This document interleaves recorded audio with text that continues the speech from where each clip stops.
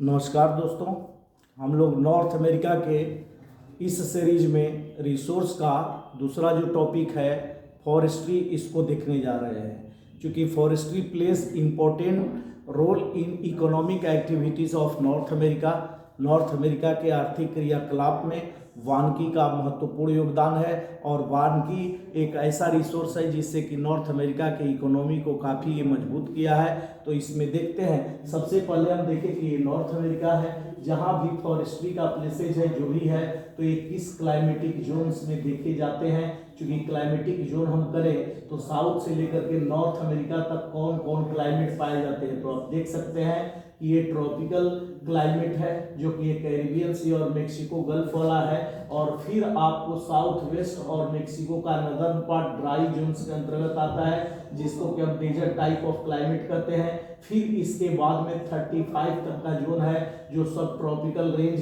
के अंतर्गत सब ट्रॉपिकल क्लाइमेट के अंतर्गत आता है। और फिर इसके ऊपर आगे बढ़ते हैं तो कूल टेम्परेट जोन है जो 55 तक के आता है। फिर 55 से आगे बढ़ते हैं तो जो टैगा रीजन्स है, और फिर टैगा रीजन्स के अब क्या है, टुंड्रा रीजन्स है, जो कि आपको टुंड्रा रीजन्स में कनाडा का नदर्न पार्ट आता है, जिसमें कि ये आइस कवर्ड रीजन्स है जहाँ पर कि फॉरेस्ट्री का कोई मतलब नहीं है।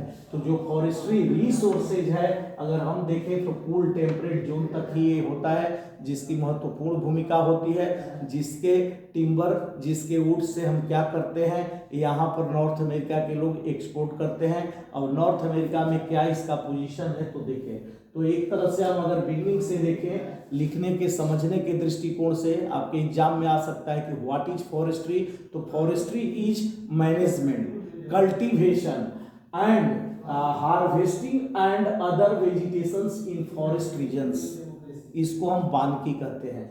वानिकी प्रबंधन भी है, कल्टीवेशन भी है, और क्या है तो हार्वेस्टिंग है, जो कि फॉरेस्ट के जो वेजिटेशंस है उनमें हम ये देखते हैं और ये प्राप्त करते हैं।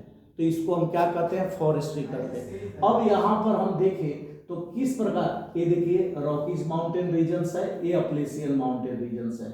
अगर हम इस क्लाइमेट में देखें तो हमारे फॉरेस्ट्री का क्षेत्र क्या है, ये अपलेशियन क्षेत्र है, जो कॉर्डिलरा रेंज कॉर्डिलरा ग्रुप्स कहा जाता है, और ये ईस्टर्न पार्ट में अपलेशियंस है।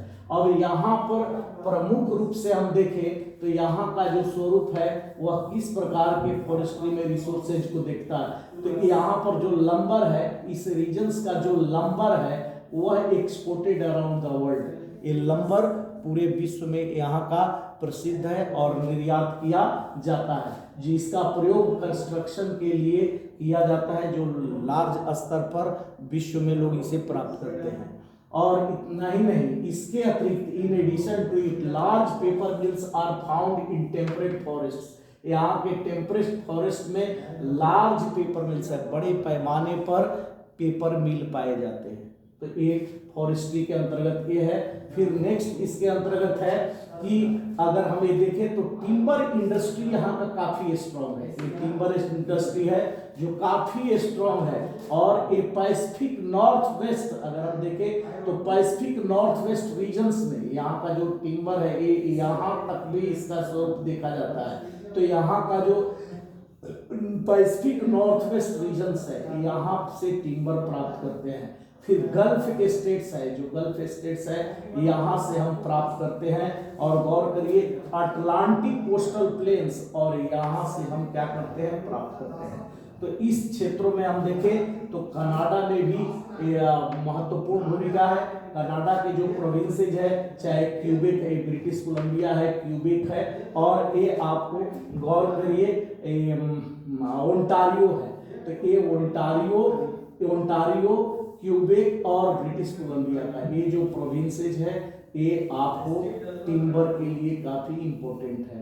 तो इस तरह से हम नॉर्थ अमेरिका में टिम्बर के स्वरूप को देखते हैं। यहाँ पर मेन रूप से टिम्बर और लार्ज पेपर मिल्स है, जो कि इसमें कनाडा भी एक्सपोर्ट करता है, यूएसए भी एक्सपोर्ट करता है। यहाँ का मेन रीजन्स जो है ये रॉकीज का पार्ट है, ये अपलेशियन का पार्ट है। अपलेशियन के इस क्षेत्र में कनाडा का प्रभुत्व है, गौर करिए, और रॉकीज के इस पार्ट्स में यूएसए का प्रभुत्व है। अगर हम देखें तो नॉर्थ अमेरिका में मुख्य रूप से कनाडा और यूएसए महत्वपूर्ण भूमिका निभाते हैं। मेक्सिको की स्थिति देखें तो मेक्सिको का फॉरेस्ट्री में बहुत योगदान नहीं है, क्योंकि मेक्सिको में क्या है, मेक्सिको के वेस्ट में सियरा माद्रे ऑक्सीडेंटल है, ईस्ट में क्या है सियरा माद्रे ओरिएंटल है, और मध्य भाग में क्या है पोपोकेपिटल है, मेक्सिकन प्लेटू है। तो यहाँ पर आपको इस तरह की एक्टिविटीज है कि बहुत ज़्यादा रिसोर्सेज नहीं है, लेकिन एक और करिए यूएसए और कनाडा आपको फॉरेस्ट्री में काफ़ी महत्वपूर्ण भूमिका निभाते हैं, इसलिए फॉरेस्ट्री से इन्हें काफ़ी लाभ है, काफ़ी मजबूती है, इनके इकोनॉमिक एक्टिविटीज़ में मजबूत करने में फॉरेस्ट्री की काफ़ी योगदान है। तो दोस्तों ये स्वरूप है। अब इसके बाद में हम फॉरेस्ट्री के बाद में क्या देखते हैं, तो माइनिंग का सिचुएशन क्या है। तो आइए हम फिर नेक्स्ट वीडियो में माइनिंग हम देखते हैं, जो रिसोर्सेज ऑफ नॉर्थ अमेरिका में तीसरा पॉइंट माइनिंग का है, माइनिंग में क्या क्या सिचुएशंस ये देखते हैं। तो धन्यवाद मित्रों, फिर इसको हम माइनिंग को अगले वीडियो में देखते हैं और फिर इसको अध्ययन करते हैं।